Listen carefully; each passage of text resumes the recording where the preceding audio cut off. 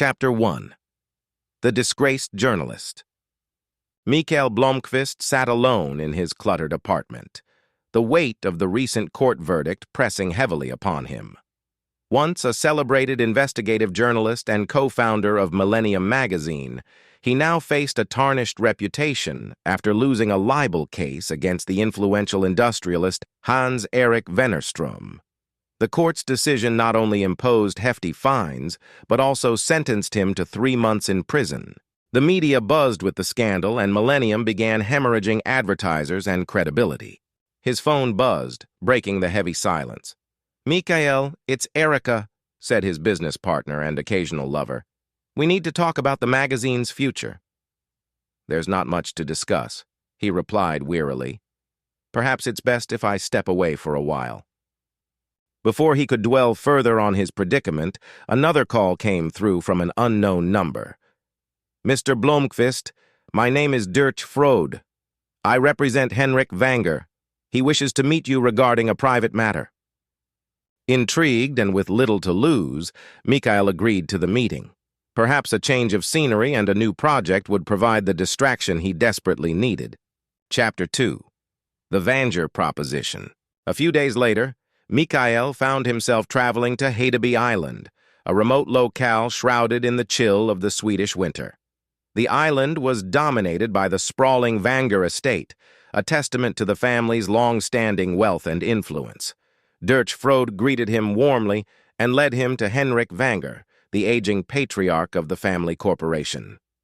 Henrik, though frail, possessed sharp eyes that hinted at an unyielding determination. "Thank you for coming, Mr. Blomkvist," he began. "I've followed your career and believe you're the right man to help me with a family matter." Mikael listened as Henrik recounted the haunting disappearance of his grandniece, Harriet Vanger, who vanished without a trace nearly 40 years ago during a family gathering on the island. "Every year on my birthday, I receive a pressed flower, just like the ones Harriet used to give me," Henrik explained, pointing to a collection on the wall. "I believe it's her murderer taunting me." "Why involve me and not the police?" Mikael asked. "I've spent decades and a fortune on private investigators to no avail," Henrik sighed. "I need someone with fresh eyes and your investigative acumen to uncover the truth." The proposition included a generous financial reward and the promise of damaging information on Wennerström. After some contemplation, Mikael accepted. Under the guise of writing Henrik's memoirs, he would delve into the labyrinthine history of the Vanger family. Settling into a cozy cottage on the estate, Mikael began to sift through boxes of old photographs, documents, and police reports. The more he uncovered, the more he realized that the Vanger family was a tapestry of secrets, grudges, and dark pasts. Chapter 3. Enter the Girl with the Dragon Tattoo. Meanwhile, Lisbeth Salander sat in her sparse apartment in Stockholm, typing rapidly on her laptop. A skilled hacker and researcher for Milton Security, she had been tasked with conducting a thorough background check on Mikael Blomkvist for the Vangers. Pierced, tattooed, and clad in black attire, Lisbeth was a societal enigma, intensely private yet incredibly observant. Her report painted Mikael as honest but reckless, a man who pursued the truth even at great personal cost. Satisfied with her work, she sent off the report, unaware that her path would soon cross with Mikael's in a profound way. Back on Hedeby Island, Mikael found himself hitting dead ends. Frustrated, he came across the comprehensive report about himself and was struck by the depth of detail. Realizing he needed someone with exceptional investigative skills, he sought out the report's author. Tracking down Lisbeth was no easy feat, but Mikael's persistence paid off. He proposed a partnership to help unravel the mystery of Harriet's disappearance. Initially guarded, Lisbeth agreed, enticed by the challenge and perhaps intrigued by Mikael's straightforward nature. Together they formed an unlikely team, a disgraced journalist and a brilliant but socially isolated hacker. Chapter 4. Unveiling Dark Secrets.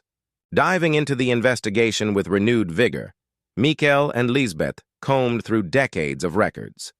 Lisbeth's hacking skills and photographic memory complemented Mikael's journalistic experience. They discovered a list of names and numbers in Harriet's old diary, which Lisbeth deduced were references to Bible verses. The verses pointed to a series of gruesome murders of women, each crime mirroring the violent punishments described in the scriptures. This pattern suggested that a serial killer had been operating for decades, possibly within the Vanger family. Their suspicions began to focus on Martin Vanger, Harriet's brother and the current CEO of the family corporation. Outwardly charming and successful, Martin's demeanor concealed a chilling detachment. Mikael decided to approach him under the pretext of a casual interview. Simultaneously, Lisbeth delved deeper into Martin's personal records, hacking into his computer to uncover any hidden evidence. What she found was horrifying: videos and documents implicating Martin in the torture and murder of numerous women. Chapter 5. Confrontation and Revelation. Armed with this damning information, Mikael confronted Martin at his opulent home. However, the situation quickly escalated as Martin revealed his true nature. Pulling a gun, he led Mikael to a hidden basement chamber equipped for sinister purposes. "Curiosity can be dangerous, Mr. Blomqvist," Martin sneered. He confessed to the murders but maintained that he was not responsible for Harriet's disappearance. "She was the one that got away," he said with a cold smile. As Martin prepared to eliminate Mikael, Lisbeth arrived, having tracked Mikael's whereabouts via his phone. Wielding a heavy wrench, she attacked Martin, allowing Mikael to break free from his restraints. Martin fled, and a high-speed chase ensued along the island's winding roads. The pursuit ended when Martin lost control of his vehicle, resulting in a fatal crash. The immediate threat was eliminated, but the mystery of Harriet's fate remained unsolved. Determined to find the truth, Mikael and Lisbeth revisited the clues with a fresh perspective. Their efforts led them to a startling discovery. Harriet was alive and living under an assumed identity in Australia. Mikael traveled halfway around the world to meet her.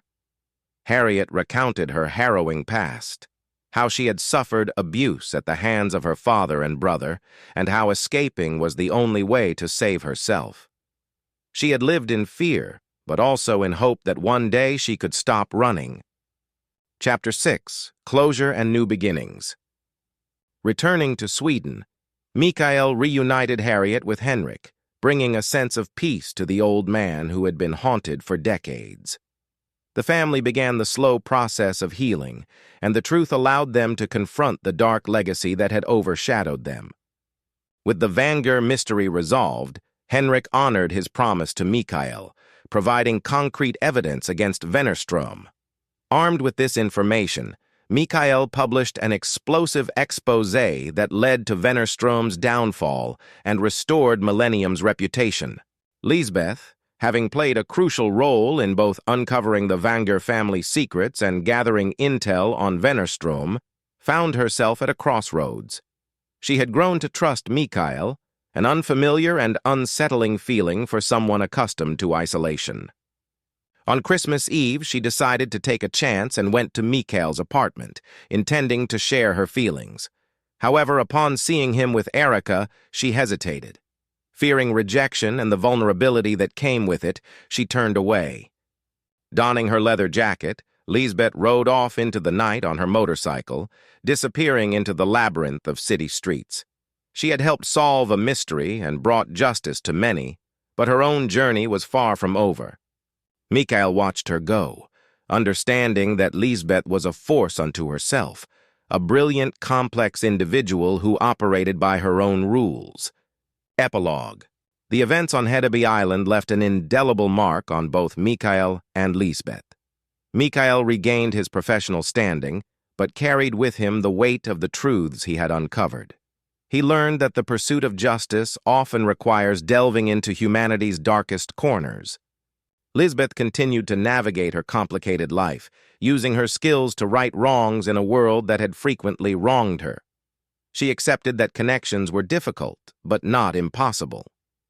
Their paths had crossed in the most unlikely of circumstances, forging a partnership that defied conventions. Though they parted ways, the impact of their collaboration resonated, a testament to the power of trust, resilience, and the relentless quest for truth.